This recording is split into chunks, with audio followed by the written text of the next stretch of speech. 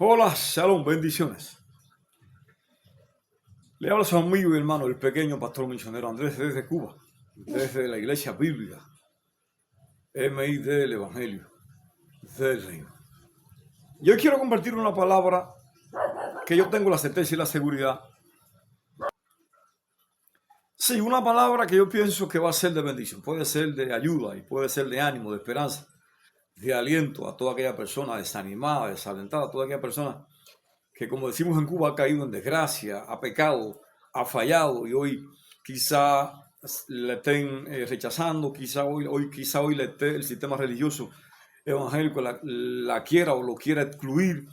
Ese hombre, esa mujer que tienen llamado, que tienen propósito, ese hombre, esa mujer sobre el cual reposa una asignación, sobre el cual reposa un llamado, una elección, sobre el cual reposan dones potenciales, y que quizá, porque pecó, falló, cayó,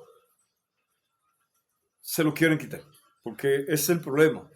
Yo quiero hablar hoy sobre el pecado, pero no quiero hablar del pecado de una manera despectiva, de una manera condenatoria, acusatoria o de juicio. Más bien quiero hablar del pecado desde la perspectiva que enseñan las escrituras, porque las escrituras hablan del pecado, sí, pero también hablan del pecado, de que hay esperanza, hay perdón, hay restauración.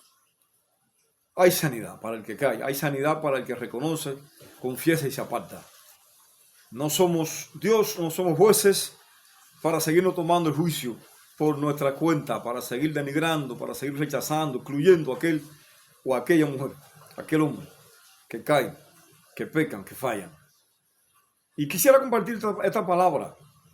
Crecí bajo el sistema evangélico de una denominación que no voy a mencionar su nombre por un problema de ética. Y recuerdo que allí se hablaba del pecado, pero se hablaba del pecado de una manera terrorífica. Recuerdo aquellos hombres que se paraban en el púlpito, yo era recién convertido, y decían: sin santidad no pararás hasta el infierno, sin santidad te van a freír en una paila de aceite, sin santidad te vas a salir de esto, sin santidad eres maldito, y si no eres santo eres aquello, y si no eres esto eres un demonio, y si no eres santo tú no eres hijo de Dios, y si tú no... Otros que cogieron un pasaje de Juan, el que tiene la simiente de Cristo no peca, un pasaje mal interpretado, porque ahí Juan está hablando no de un pecado que puede usted cometer como una acción. Ahí Juan está hablando de el que tiene la simiente de Dios no practica el pecado, porque ya en Juan, 1 Juan capítulo 3 versículo 8 dice la Biblia que el que practica el pecado es del diablo, y han tomado este pasaje de Juan, el que tiene la simiente no peca, y lo han malinterpretado. Y más que ministrar liberación, hemos estado ministrando condenación. ¿Por qué? Porque en un punto de la vida todos pecamos. Yo he pecado. Yo he tenido mis buenas reventadas. Yo he tenido mis buenas caídas. Pastor, ¿qué usted? Sí. ¿No quiere ver más mi canal? No lo vea. ¿No quiere ver más mi video? No lo vea. Yo he pecado. Yo he caído. Yo no he cometido errores. Dejemos de justificar el pecado con la palabra error. La Biblia no habla de que el hombre, Adán en el huerto, no cometió errores. Adán pecó, Adán se rebeló. Tú te rebelas, yo me rebelo. Nosotros pecamos, no cometemos errores. Así yo lo llamo. Yo he pecado, no he cometido errores. ¿Quién me indujo a hacerlo? Momentos de debilidad, momentos de flaquezas. Satanás me puso un cuchillo en el... No, mi voluntad me falló, me traicionó y decidí tomar la opción incorrecta. Erré al blanco, transgredí los mandamientos. Esa es la realidad. Y no me preocupa lo que tú pienses de mí ni lo que quieras decir. Antes de yo caer en situaciones que caí, porque me fueron necesarias para aprender muchas cosas, esto también te puede escandalizar. Yo era un hombre con una mentalidad legalista, porque así había crecido, escuchando a aquellos pastores que sin santidad esto, que sin santidad aquello, que sin santidad te vas a perder, que sin santidad, que sin santidad, que sin santidad. Y nuevo en el evangelio se me fue metiendo aquel patrón de pensamiento, de juicio, de legalismo, de demonio puro, de fariseo puro, de judío, hebreo, cubano puro. Y yo llegué a un punto de que yo era como los católicos. Si tú pecabas, que te den candela, que te crucifiquen. Y recuerdo que un día tuve un percance con una persona y yo leí el pasaje de la viuda, de la oración de la viuda, donde ella pedía que le hicieran justicia de su adversario. Y yo empecé a pedir justicia, porque yo no veía al diablo como mi adversario. Hoy sé que ahí adversario tiene que ver con Satanás, pero yo veía a esa persona humana, igual que yo, un hermano, como mi adversario. Y parece que el Señor en su misericordia dijo, este hombre yo tengo que dejarlo, permitir que erre, que caiga, que experimente cosas tremendas, porque de lo contrario, nunca va a experimentar la gracia. Y me tocó caer a mí, me tocó reventarme. Y entonces yo clamé en mi tiempo de agonía y de dolor, yo dije, Señor, ten misericordia de mí. Y creo que fue la primera vez que yo escuché la voz del Espíritu Santo diciéndome que tenga misericordia de ti. Y tú la tuviste de otro, tú la has tenido de otro. Y aquello me chocó, aquello me desnudó, me desbarató. Porque en otras palabras, yo no podía recibir lo que yo no había sido capaz de dar. Porque cuando alguien caía, lo mío era disciplina con ese, expulsión con ese. Y lo mismo que yo pedía con algunas personas, me tocó a mí. A raíz de un pecado que cometí, me expulsaron, causé baja y pasé el Niágara en bicicleta.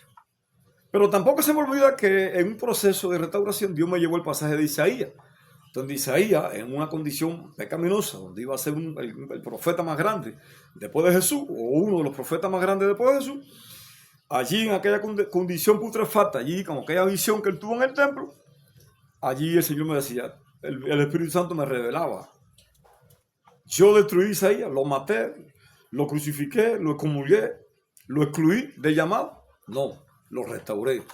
Porque hay un pasaje que dice aquí, aquel querubín tomó un carbón encendido, tocó su boca y le dijo aquí, he quitado tu culpa y perdonado tu pecado. Y entonces Isaías fue enviado. Entonces yo entendí de que el pecado no neutraliza, no corta, no arruina el propósito, el llamado, la asignación de Dios en tu vida. Sino que ese día entendí de que no estoy puesto en la tierra para hacer juicio.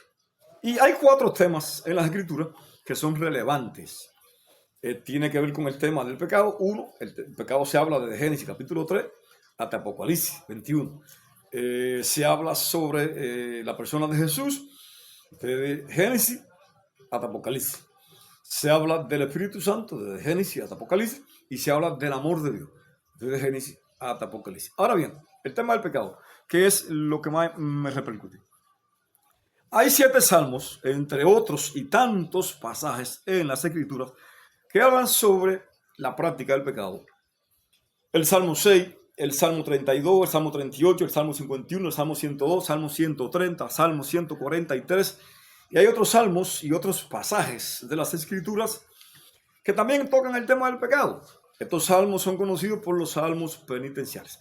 Me llama la atención, y esto va para estos asesinos que como yo en un tiempo no tienen mentalidad de restauración, no tienen mentalidad de dar segundas oportunidades, no tienen mentalidad de dar oportunidades de levantar, de ayudar, de restaurar, de renovar al caído, sino que como yo en un tiempo, su mentalidad también quizá formateado por un sistema espiritual, por así decirlo, de legalismo judío, de estructura, de un evangelio eso radical, talibán, terrorista, eso, asesino, porque en el fondo yo no quería ser así, lo hacía porque así se me había enseñado a tratar con el pecado de esa manera, de la santidad se extraña. Otro de los temas de lo que las Escrituras hablan también, porque no se puede quedar fuera, tiene que ver con la santidad.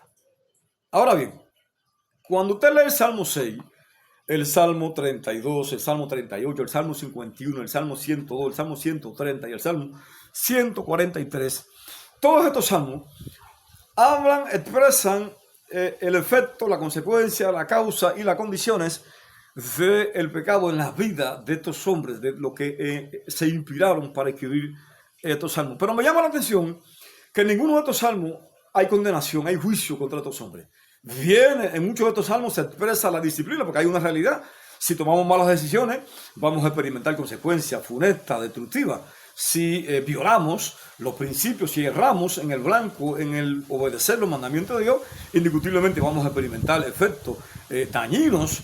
Y en muchos casos, si no nos arrepentimos, si no reconocemos y nos apartamos, podemos experimentar hasta destrucción física El pecado produce enfermedad, el pecado produce ansiedad, estrés, depresión.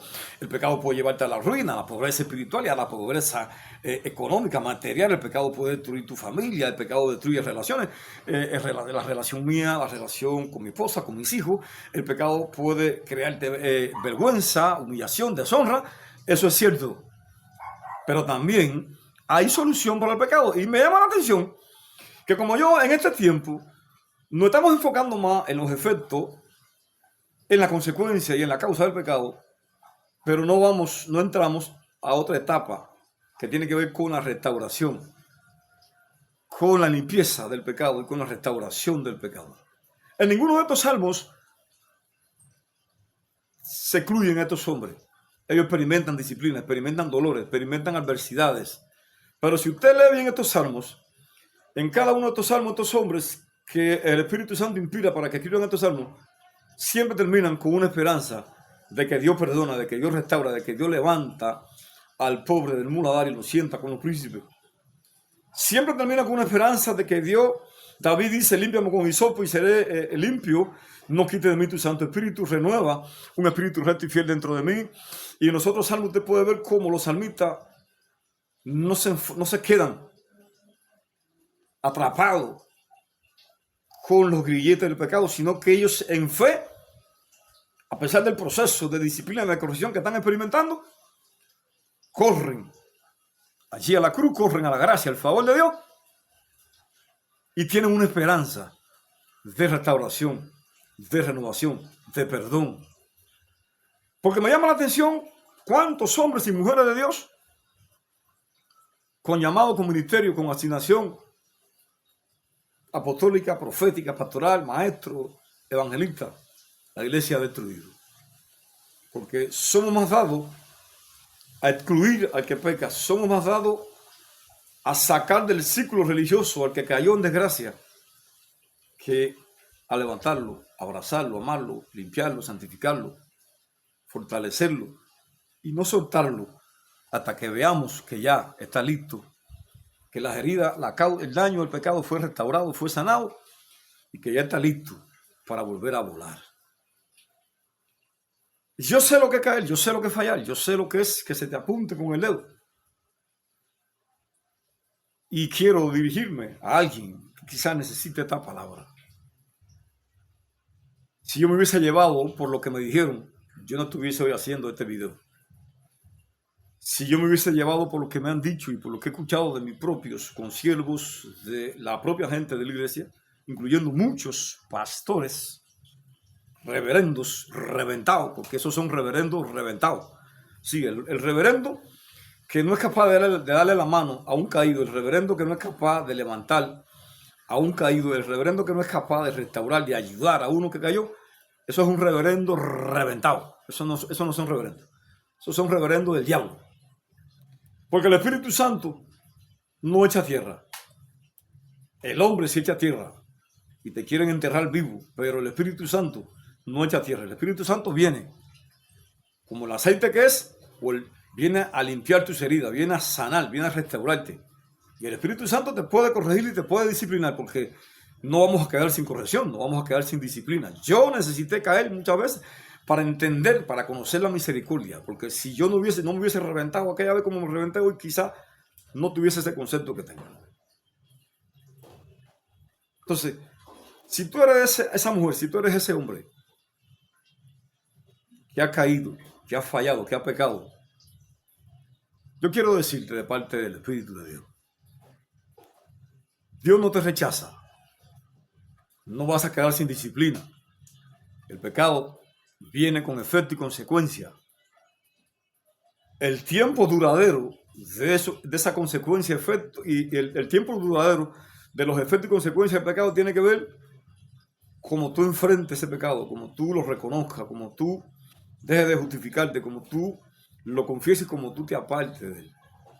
Pero nunca quedaremos sin disciplina, porque si quedamos sin disciplina, entonces ya dejamos de ser hijos y entraríamos a ser bastardos. Y yo creo que nosotros, aunque con disciplina, aunque con proceso, pero somos hijos. Entonces no permita que el pecado te amargue la vida. No permita que las actitudes de esos personajes que no tienen mentalidad de restaurar, no tienen mentalidad de conocer el propósito de la iglesia. Recuerdo en Isaías, que Isaías capítulo 1 decía allí que vuestras heridas fueron curadas, fueron vendadas sin aceite. Deja que el Espíritu Santo sane tu fracaso. Deja que el Espíritu Santo te restaure, te sane, te renueve. Si caíste, creo que lo correcto ahora es que te escondas. No de los hombres, sino que te escondas. Cuando hablo de esconderte, que te vayas al lugar secreto, porque solamente en el lugar secreto nos restauramos. Hay algo con el pecado. Mucha gente peca y quiere seguir en la plataforma, quiere seguir militando, quiere seguir imponiendo manos, quiere seguir dando profecía.